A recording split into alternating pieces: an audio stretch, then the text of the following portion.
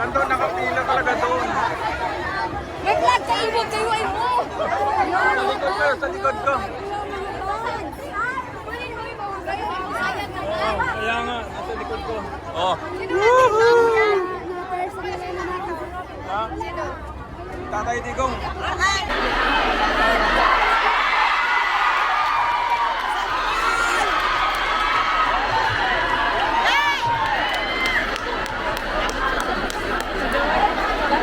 Attorney, ang gwapo mo pala sa personal.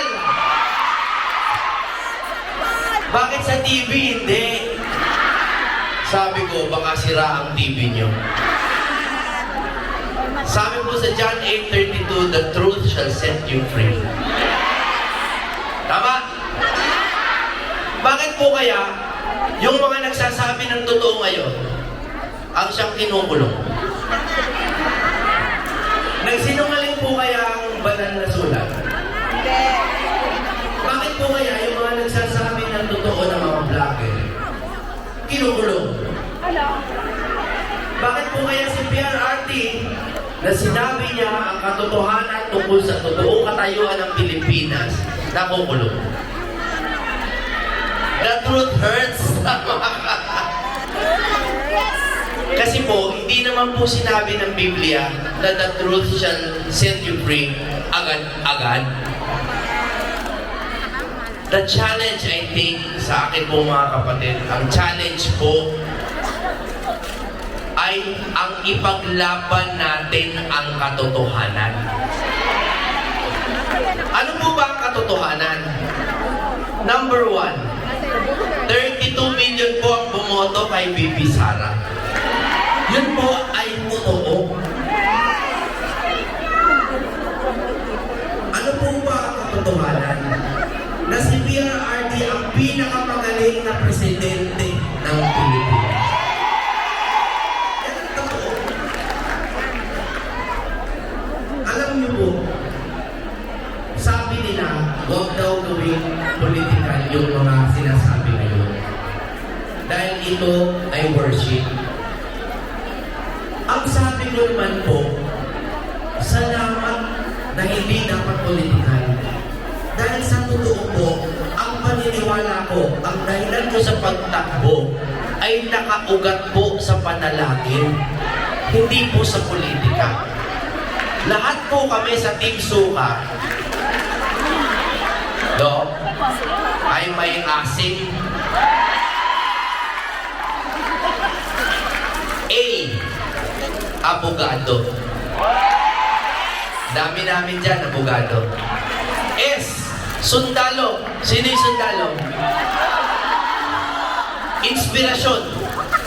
Ipe, Salvador bilang artista at si Pastor Kibuloy bilang pastor. Inspirasyon.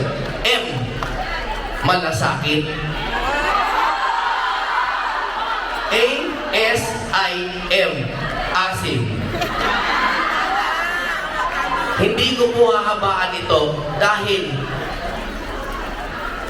ako po, bagamat naging abogado, alam ko gusto niyong kumanta na lang ako. Tama po ang sinabi ni Vice President Sara na aking mahal na mahal. Tama po, huwag niyo po iboto yung mga tao na pakanta-kanta lang. Tama po yun. Tama po yun. Really close! Pero pwede niyo po iboto. Pwede niyo po iboto yung mga taong kumakanta pero nag-abogado.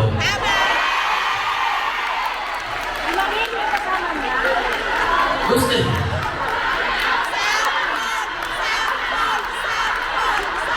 Sige po.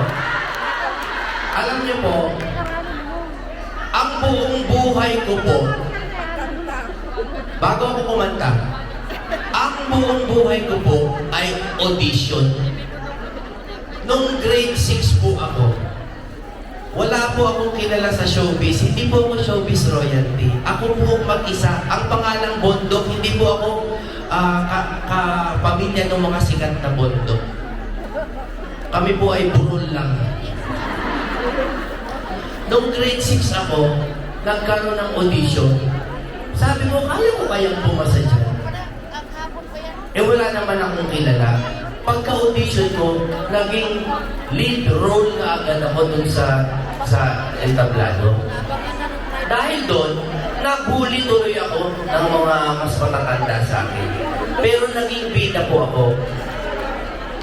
Tapos, nung ako po ay singer na, nag-audition po ako sa isang network. Kaso nagsara na eh. Wala naman akong pinalaman po. Pero, may mabubuti pong tao doon na tinanggap din ako dahil nakita po naman nila yung aking talento. Nung pumasok naman ako sa politika, ang audition ko, napakahaba. 6 na taon sa public service, tsaka pag-aaral ng batas. Napakahaba ng audition nito, sabi ko. Pero ngayon po, na napili ninyo ako, kayo po ang pumili sa akin na maging isa sa mga kandidato dito. Sana po ipagdasal ninyo at sana tanggapin ninyo ako sa audition na to. Meron mo akong hinanda na isang medley. Maiksi lang po ito, mga katawitin. Pwede ba natin i-play yung -1 o pwede ba yun? Kasi kung wala po, bababa na ako baka walang -1. Meron ba? Meron. Okay. Kukwentuhan ko kayo ng kwento ni Jimmy Pondo sa pamamagitan ng 3 awitin. Pero, maiiksi lang.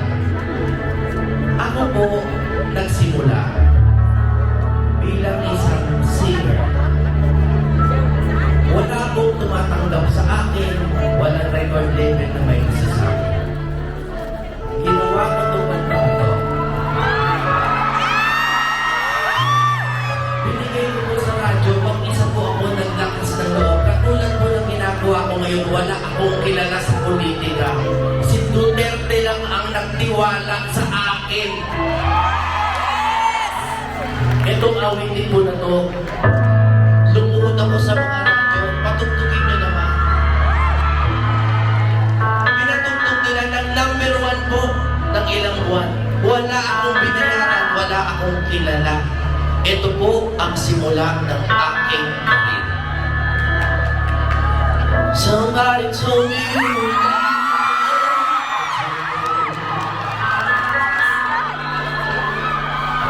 somebody told me you're unhappy, but it doesn't show. Somebody told me that you don't want me no more. No more. So you're walking out the door. Nobody told me you were crying everywhere. Nobody told me you were dying, but you didn't want to fight. Nobody told me that you fell out of love with me, so I'm setting you free.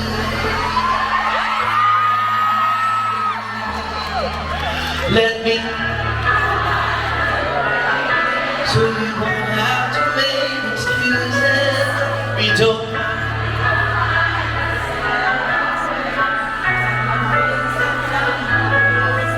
We just have to say but it's not becoming life.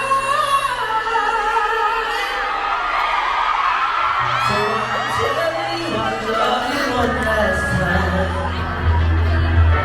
And goodbye, just turn around and walk away.